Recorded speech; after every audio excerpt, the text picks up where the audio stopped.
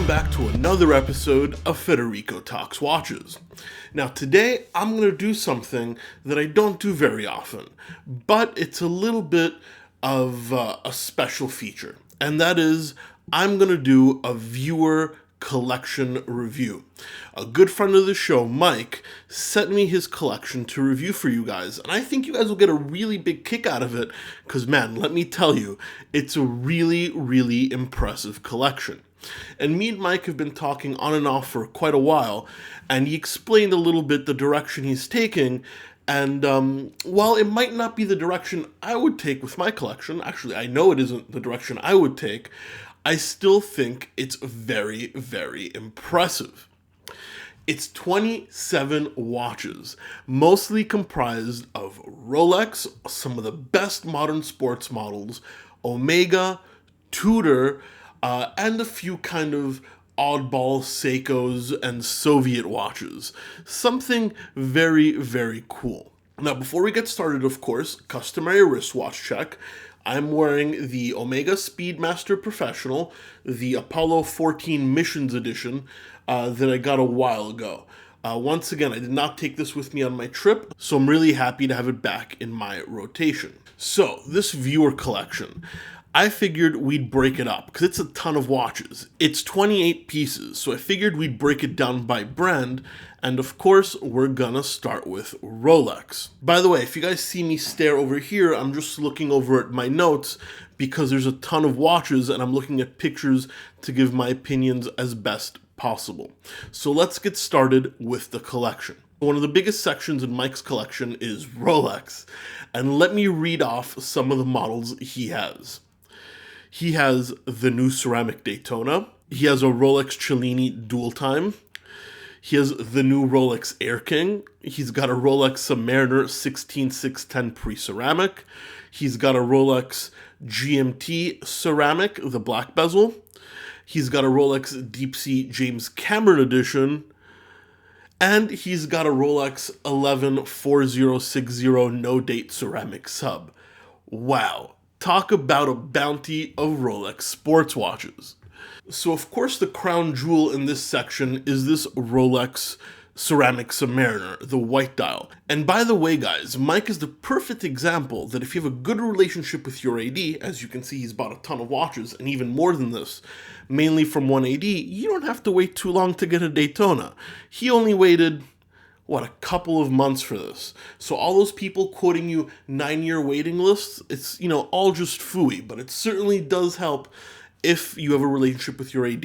So this is a prime example of being able to get what you want very quickly as long as you show love to one AD and, kind of what happens if you build up a relationship. So the crown jewel, of course, is the Rolex Ceramic Daytona.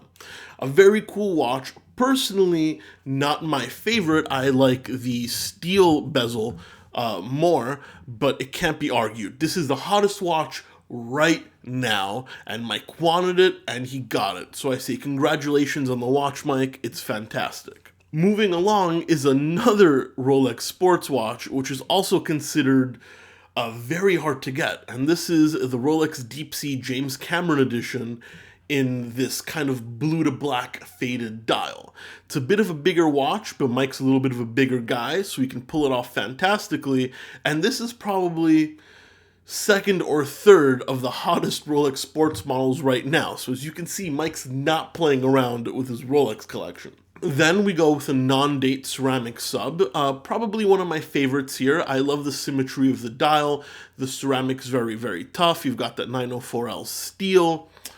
What can we say? It's a no-date sub. It's fantastic, and it can be worn in many occasions. Then we've got a Rolex 16610, a watch I own myself, a future classic. Now, Mike bought this earlier on in his collection, and even though he has another sub already, I like the idea of holding on to this one. It just shows the difference in between the generations, and I think it's a nice way to harken back to previous Rolex. Now, Mike's not a huge fan of vintage as far as I understand it. This is probably as close as he's gonna get, but it's definitely a cool choice. Then we've got the GMT Master II ceramic, probably one of the most useful watches in the collection, and one that I've spoken about quite a bit in my channel that I really like. I love the green GMT hand. I love the functionality that it brings. You know, I'm a big traveler, so I say thumbs up for that one, Mike. That's really, really nice. And you get the contrast with the polished center links as well. Then we go for a Marmite watch and another watch that's really, really hot right now, and that is the new Rolex Air King. Now, guys, if you haven't realized, Mike's got the new Air King, the new James Cameron edition Deepsea, and the ceramic Daytona. This is a guy that definitely has a good relationship with his AD. It's a little bit of a Marmite watch. Not everybody loves it. I know that, and a lot of people are going to disagree with me right here, but I think it's going to be a future classic. I think it's going to depreciate fairly quickly once it doesn't become new, but in the long run, it's one of those Rolex oddities that's really going to pick up steam. Could I be wrong? Sure I can. But that's just my 2 cents regarding this piece. However, another fantastic Rolex sports watch. And then a little bit of a change in theme. Mike recently picked up a dual-time Cellini in rose gold. Considered one of the ugly ducklings in the Rolex range, the Cellini, simply because it's not a sports watch. However, I think Mike has a ton of steel sports watches already, and he's got a ton more than this once we get into the Tudor and Rolex branches of his collection. And this is a nice touch of gold. It's a great dress watch to wear. Everybody knows I love the GMT function. Not to mention, it's brand new Rolex, so it fits in with his collection. And I also know the price Mike paid for it, which I'm not gonna, say on video right here, but, very well done, very cool pickup, and definitely something I think is lacking in your collection is a nice rose gold watch, so I think you tick the box right there. Now let's move along into the Tudor branch of this collection. As far as Tudors go, Mike has 3, and it definitely ties in with his love of Rolex. Mike's got a blue-dialed Tudor Pelagos in titanium. Fantastic watch, 500-meter water resistant, a very tough diver. Mike also has a Tudor Heritage Chrono in blue, and he's got a blue Black Bay as well, the Etta version. As we can see, we're kind of playing on this Rolex theme, but also the fact that, there's a lot of blue in there. And I think that's very cool. I certainly love blue dials. My IWC Blue Engineer is my favorite in my collection. So let me think. Well, I understand why Mike did it. I love Tudor. I think it makes a lot of sense, especially if you love Rolex. But there's a little bit of overlap here. I think the Black Bay is a really, really cool watch. However, the collection's pretty, diver heavy already, but I can understand it's got that vintage appeal. The Heritage Chrono is a fantastic looking watch. It's got that touch of orange, that two-tone dial. I totally understand it. Very well made, even though not the most prestigious with Etta 2892 and a DD chrono module. But, it's not all about prestige necessarily, and it's definitely a watch that's hot right now. And then we've got the Pelagos, titanium, so that's a little bit different, very lightweight, very, very tough, but once again, another diver. So very, very dive watch heavy, but it makes sense if you know Mike, because you know where his collection is going. Now, let's move along into the Omega section of his collection, and then we're going to go into kind of the oddballs, and then I'll give my overall opinion. Now, you can definitely see Mike's taste based on his collection. He's got, in Omega, an electric blue Seamaster 300, the SMP model. He's got an orange bezel Planet Ocean in 45 millimeters. He's got a black bezel Planet Ocean in 45 meters, and he's got the Speedmaster Professional with the Hesselite. What can we say? Well, let's start off with the Speedmaster. As you can tell, I'm wearing one here. Probably one of the most iconic watches in the world. It fits in every collection, manual wind chronograph, and you only had one other chronograph in the Tudor Heritage, so that makes sense. Well, actually, correction, you also have the Daytona. So, with the Daytona and the Speedmaster, you're getting two of the world's most iconic chronographs, and the Heritage Blue is a little bit of a wild card.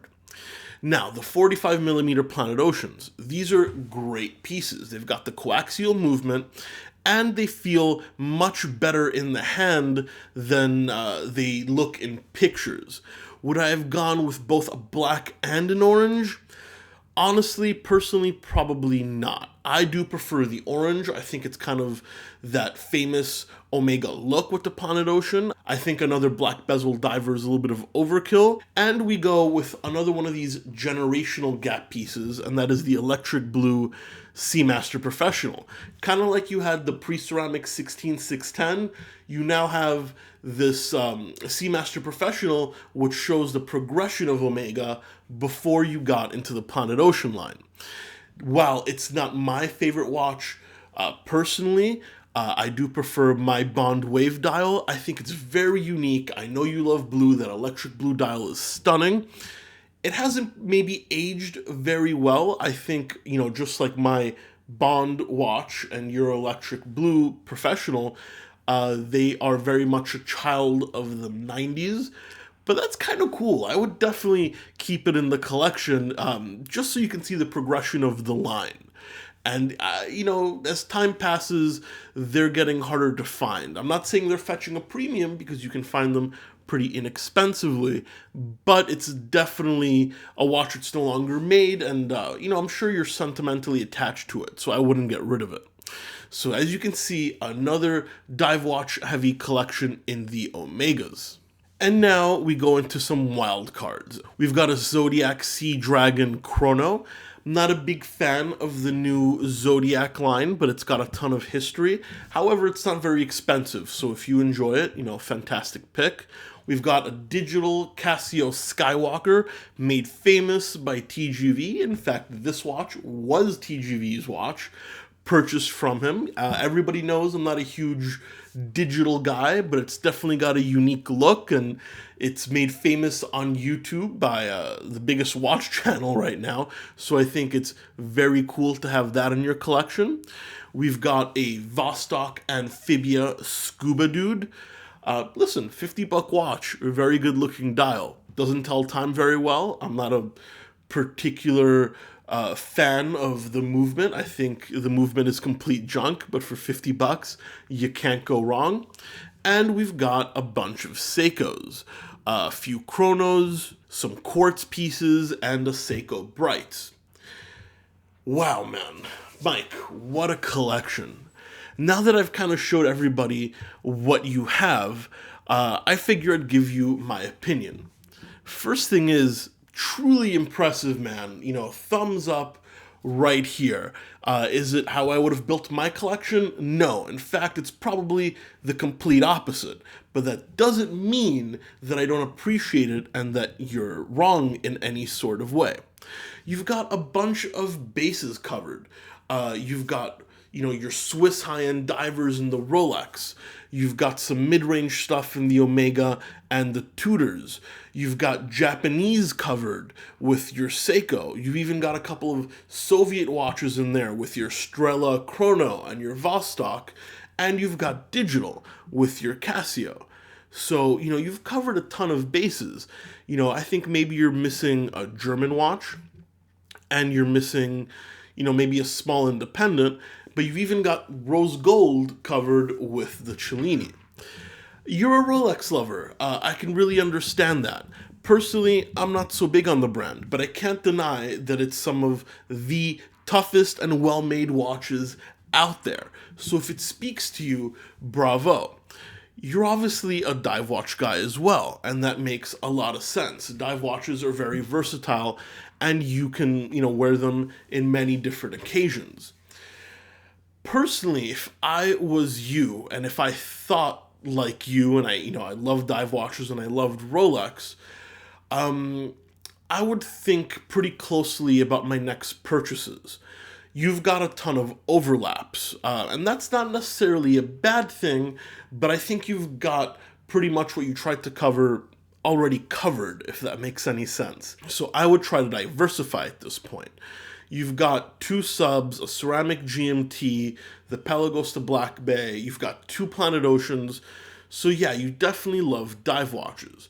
Personally, I think it's time to start looking at dress watches, or haute horlogerie, which I know is something you're considering because we've spoken. Something maybe like a Patek. I know you're in love with the 5227, and that's fantastic. Maybe a Breguet, or something a little bit stranger, like a Roger Dubuis, or a Keri Voutilainen, if you want to get very, very high-end.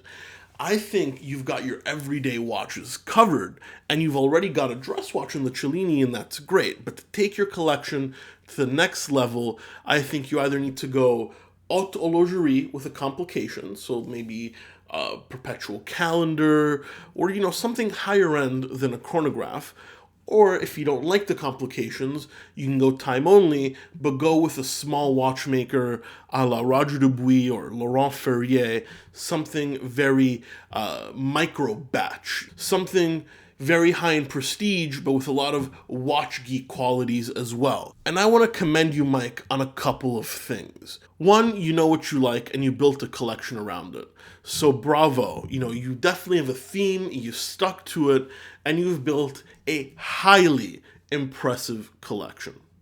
And the second thing I want to commend you on, and this is very important, guys, so please listen up. I've mentioned it once, but I gotta mention it again. This is the type of collection you build after you have a relationship with an AD. As you can see, Mike was able to get his ceramic Daytona, his James Cameron Deepsea, the new Air King, the new Cellini, the blue Pelagos, which was rare when it came out. He can get all these hard-to-get watches, all because he worked with only one or two people, and watch stores appreciate that. So not only did you build an impressive collection, Mike, but I believe you built it the right way. So keep on collecting, brother, and if there's anything I can do to help you, you let me know. Just shoot me a message and we'll chat. Guys, if you want to see more of Mike's collection, I left a link to his Instagram in the description below, and I highly recommend you check it out because it's pretty impressive. And I'm very excited to see what the next piece in your collection is going to be. And I have a pretty good idea what it might be. I know we've been talking, but, a little diversification doesn't hurt. But the pillar, and I don't know if you can call 27 watches only a pillar, but, the collection the way it is pretty awesome. If I had to sell, if I was you and I had to sell a couple of pieces, I'd probably get rid of one of the Planet Oceans and maybe the ceramic no-date sub, simply for the overlap. But, that's only if you really think you should sell something. I think if you keep it intact, it still makes perfect sense. Guys, what did you think of Mike's collection? Leave a comment in the comment section below, and please slap a like on this video if you enjoyed it. It really does help. And don't forget to subscribe, that way you don't miss any content. And check out my Instagram, which is right below Mike's Instagram in the description, to get some great watch content, even on the days when I'm not uploading. Thank you so much for sticking around for another episode of Federico Talks Watches, and I'll catch you guys in the next one. Thank you, Mike, and take care.